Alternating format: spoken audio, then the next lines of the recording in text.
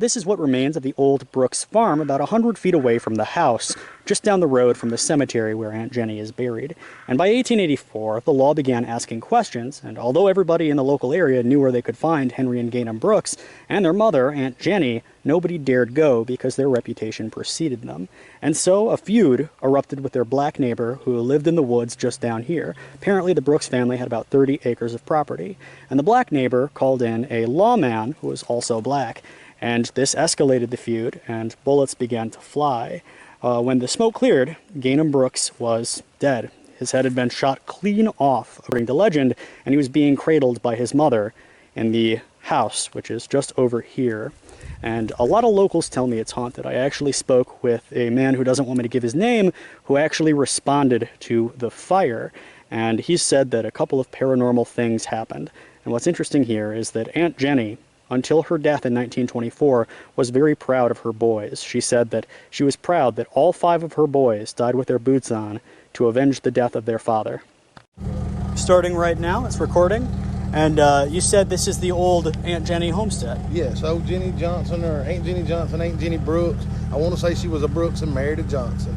I'm a local out of Lawrence County in the Mount Hope Department, and we assisted with a fire here the night that their house burned. And it was just some weird stuff acting and happening, and I think it might have been us with the whole adrenaline of the story behind it. But I did witness that the house was fully involved, and they fought it back, we fought it back, and got it down to rubble, and it rekindled itself back to a full standing fire where you could see the chair on the front porch burning in its silhouette. So it was almost as if the house rebuilt itself. Rebuilt itself while it was burning.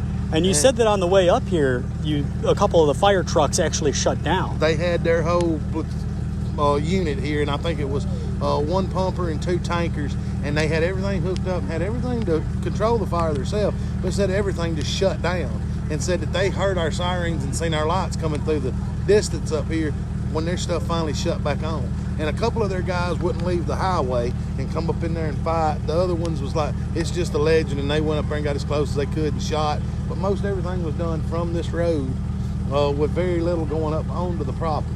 It was like 2 or 3 days later, supposedly there was 2 guys, teenage guys, fresh out of high school, walked into the Franklin County Sheriff's Office and turned themselves in for setting her place on fire. It seemed like the old men that sat out in front of the store in town kind of already knew when it burned. Yeah, I mean, and that's the thing.